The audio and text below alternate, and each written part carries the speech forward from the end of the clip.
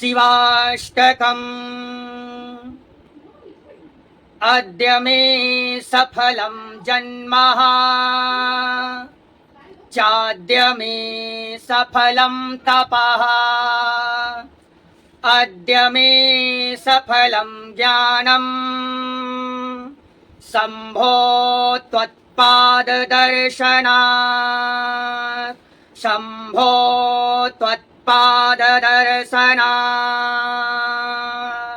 कृतार्थोऽहं कृतार्थोऽहम् कृतार्थोऽहं महेश्वरा अद्य ते पादपद्मस्य दर्शनात् भक्तवत्सलः शिव शम्भुः शिव शम्भुः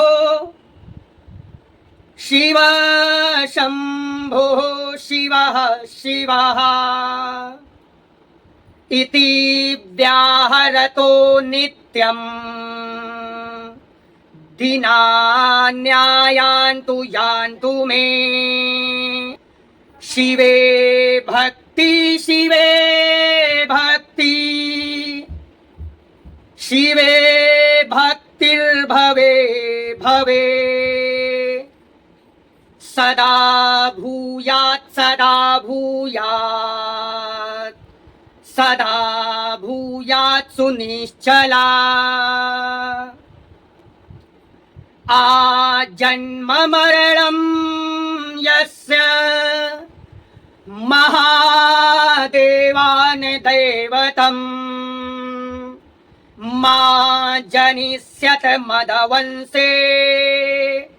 जातो वाजागविपद्यता दैवतम्